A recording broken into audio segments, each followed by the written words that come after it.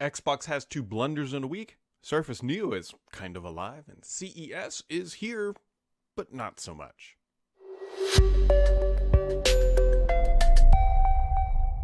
Happy Friday, friends. It's 2023. It's the new year. New year, same podcast, same me-ish, whatever. It's me, it's you.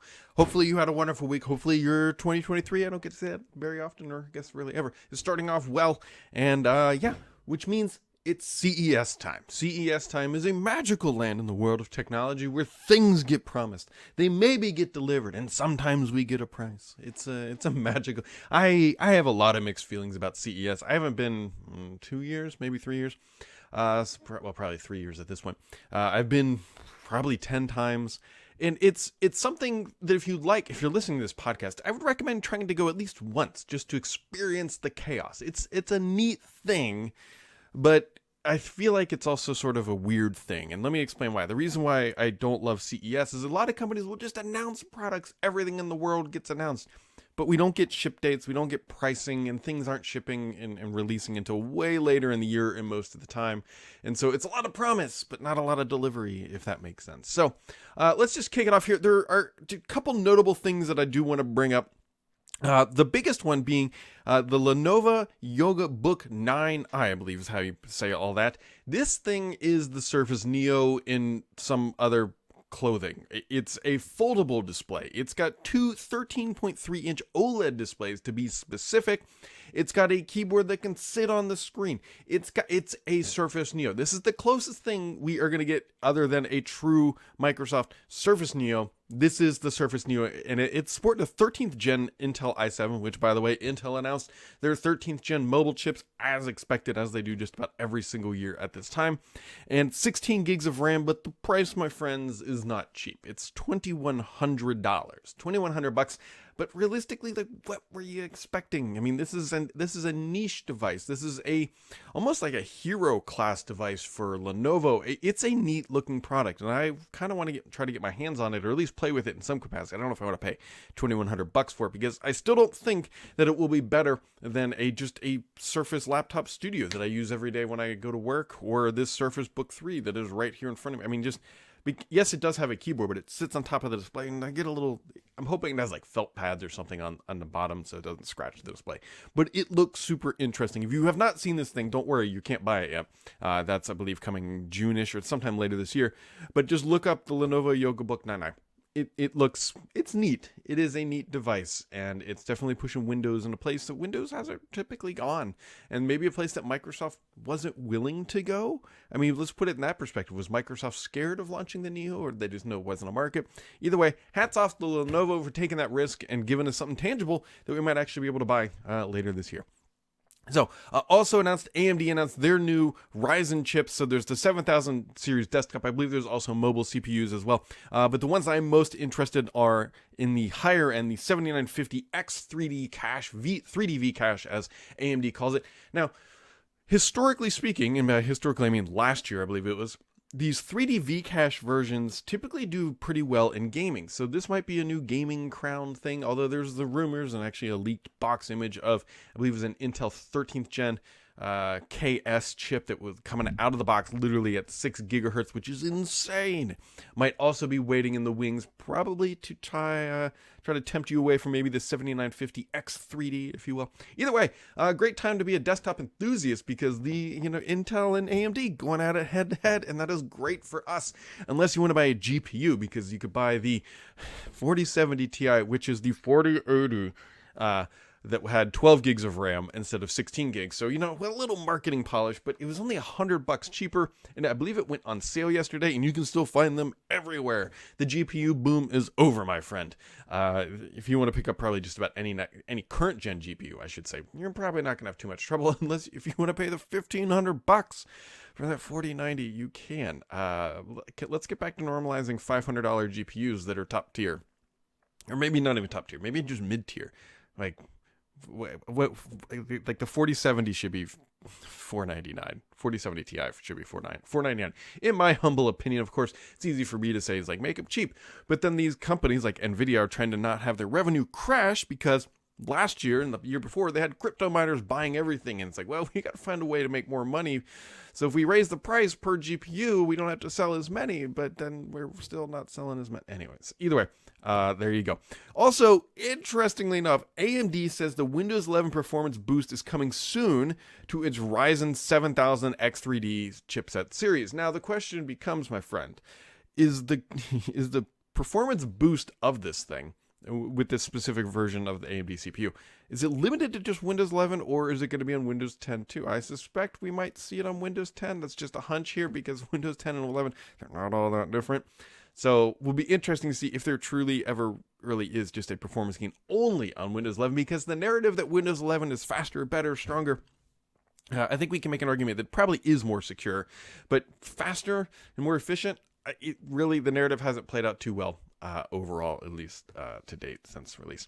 Speaking of release, Windows 11 gets its first new build of 2023, and the thing that they've changed is they've added more roundy-ish corners. So when you open the Start menu, if you're not using Start 11, which, self-plug, I make that software.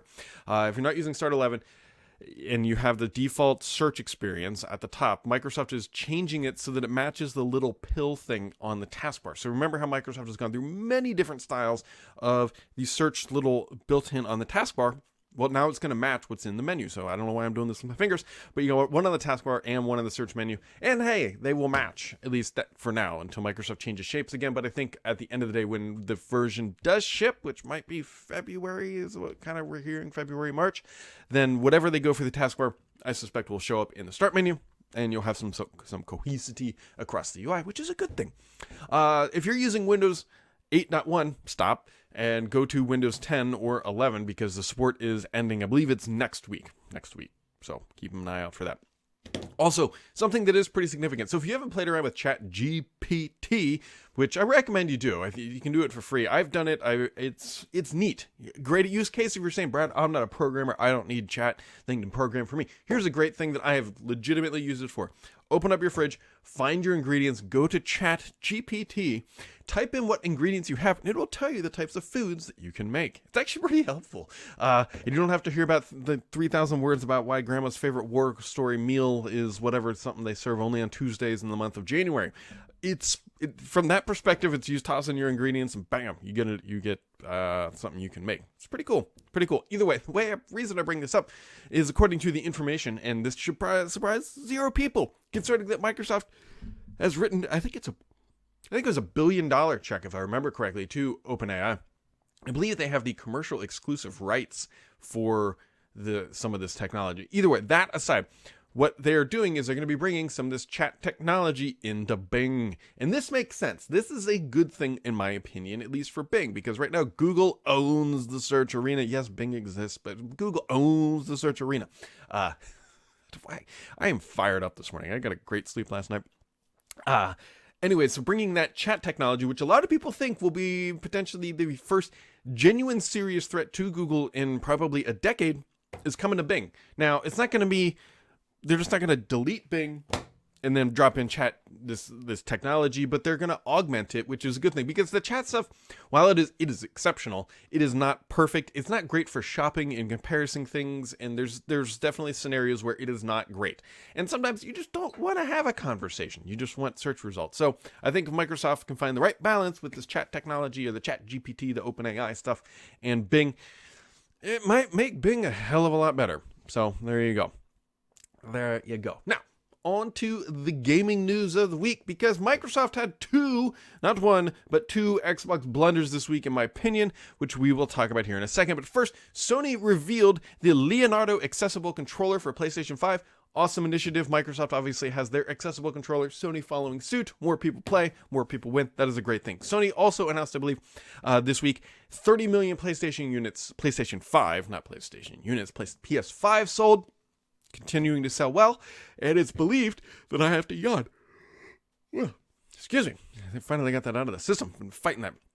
But it's believed that Sony has resolved their supply chain issues And here we are. And so it looks like they had a pretty good Q4, which we'll find out here more in the near future when they report earnings. Now, 2 of the blunders from Xbox this week. The first blunder, Microsoft announced a new Xbox Series X bundle this week that includes Forza Horizon 5 and some extras like the Hot Wheels DLC. There's a welcome pack. So you've got the Xbox Series X, which is now a couple years old. And you've got Forza Horizon 5, which is not a new kid on the block. Now, the Hot Wheels DLC is newer. It was $5.59. I was expecting it to be $4.99. Why? If you actually go back and watch my Xbox video, I actually did a thing, whatever, that I said, hey, we're going to see more of these bundles coming. I didn't think it'd be this soon, but here we are. It was quite literally just a few days later. I was expecting it later in the month. Either way, $5.59 for this bundle. I don't think it's a great deal. That's just me personally. Yes, it's not Game Pass related, and you do own the title after you buy the console, but you're getting the console, which is not new. You're getting Forza Horizon 5, which is not new, and you're getting DLC for an extra $60. It was maybe, I don't know if Microsoft is if the Series X really just isn't making money and they're thinking that maybe this will help do their margin. I don't know. It doesn't feel like a great value. That is my personal opinion. Now, the second thing that Microsoft whoops-a-daisy this week, and this one's a little bit more hilarious and terrible. So Microsoft made a statement in their filings about Activision Blizzard, and they are retracting some of these statements. Microsoft said that is retracting a statement that... this is hilarious. Microsoft said that it made a mistake when it's filing last month that the FTC's very structure in the court hearing that Activision antitrust suit violates the Constitution. Okay, so what did I just say? So Microsoft in their court filing wrote down with bullet points, this isn't something was like a line, like this is bullet points, that the court case that they are currently arguing in front of the FTC violates the Constitution in the United States because of the court that it is in front of. That is not how you win friends and influence people. If you're familiar with that book, it's a great business book. I mean, they're trying to delegitimize the court that they're arguing in front of, and they've come out and said, okay, we didn't actually mean to put that in there, yet Activision also put it in there, and whoops. Now, it is as bad as it sounds when you're looking at the people who are going to rule on this and be like, we don't think you're legitimate and you violate the Constitution. I mean, that's a pretty bold statement, if I'm being honest. But there is some precedence here, is that there was actually a Supreme Court case in late last year, I believe it was late last year, to determine whether or not the administrative court that Microsoft is actually arguing in front of is valid and legal.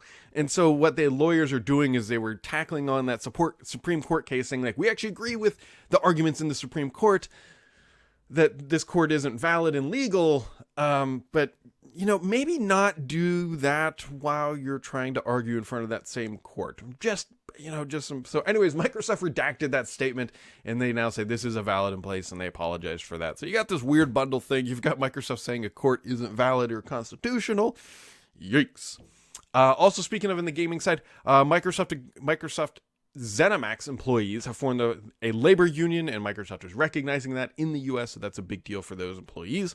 And also, the UK CMA announced it is delaying its final decision over the Activision Blizzard merger by 2 months to April 26th. They cite the reasoning for this is that they say, look, it's a pretty big deal. There's a lot going on, and so whatever. We got to wait longer for the UK to figure it out, and that is that. So, as we do every single week, my friends, and we're going to continue this trend into 2023, we do questions on Fridays, and so I drop questions on and tweet them out. So if you have any questions, you can follow me on the Twitters or the Mastodons, I don't do it on Instagram. I'm on post, whatever. BD Sams is the usual name I try to slag or tag on everything. Slag. That's an old term. There we go. Greg says, why doesn't Xbox bring up Minecraft when they keep talking about Call of Duty on PlayStation? It seems like an obvious way to make their point. Last time I checked, it's on all platforms, and it was when Microsoft bought it. They do bring up Minecraft, actually. It's just, the problem is that Sony doesn't care about Minecraft. They only care about Call of Duty, so that's why it keeps coming up. But Microsoft is a good steward of Minecraft, and it has kept it on every single platform. Sydney2K comes and says, your favorite gadgets from this year at CES. So the Lenovo Yoga is one of them, that 9i, the Surface Neo thing. The other one is the controller from Asus, the Rikiri and the Rikiri Pro. Now, this is the controller that has an OLED display on it. I have another video on the YouTube channel. It has an OLED display on it. Now, granted, I think this is an Xbox controller that's more for the PC because you can use it on your Series S and X console, but you got to wire it in like a peasant. On your PC, you can use wireless technology such as Bluetooth or this RF frequency that they're also including. But honestly, if you're using it on your PC, be the peasant, because Bluetooth isn't a great way to do controllers like that. There's going to be more latency than you need, and if you're playing on a PC, it probably matters about latency, and so use the wired. And those are probably my two favorite things that have come out. At least things, I mean, there's a lot of weird stuff. I mean, HP has some good PCs. The mobile chips from both AMD, the AMD desktop CPU is also super interesting. 4070 Ti, not interesting. And then there's a bunch of junk that comes out per usual. But the Rikiri and the Lenovo devices are things that I genuinely find interesting. And Mario Bear, wrapping it up for the first questions of the week for the year. He says, the new Xbox PC controller, oh, here he goes, by Asus with the screen seems pretty fire, as the kids would say. Coupled with a Microsoft patent for a screen-equipped controller, I am thinking this may be some sort of third-party test run for such a device. Thoughts on this notion? So and he hits on an interesting point. Microsoft, as last month in December, got a patent for an Xbox controller with a display. I don't think it's at OLED, but it was a display on the controller. And then here comes Asus out the door several weeks later with a controller with a display on it. I really think that Microsoft probably developed this thing hand in hand, or if not mostly with Asus, and they're like, look, we'll fund some of the development on this, but we're going to take the patent. And Asus is like, okay, you can just be the ODM, and then maybe we rebrand it and sell it. Although there is some RGB on there, which isn't typical Microsoft. And so I think it's interesting. I think Microsoft might be exploring something like this. Clearly, they think there's logic to this. I still think that a display on an Xbox controller would be great for a device that connects directly to Wi-Fi and then is used for cloud gaming directly, right? It solves partially that latency issue when especially if you think about playing on a TV. You could use that screen to set up everything, the controller and everything else. And I think it's an interesting device. We'll see.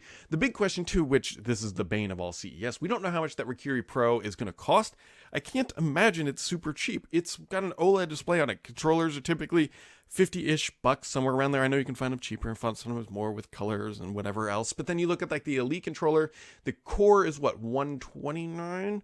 And then the full Elite Series 2 is like $169 to $179, somewhere around there. So you take those price points and then you slap an OLED display in there. I mean, the controller's got to be like $149, maybe $139 if we're lucky, something like that. That's not cheap. It's not cheap for a third-party controller that can't wirelessly connect to your console. So we'll see. The pricing will make or break the device, in my opinion. And so there you go. And there you go, my friends. That wraps it up for this week. That, is a shorter week. Obviously, we had the holiday on Monday here, the New Year's, CES kind of floating around, Microsoft doing some stuff, and 2023 is now officially burning and ticking away. So make sure to keep it subscribed here, because the only BS on this podcast is me.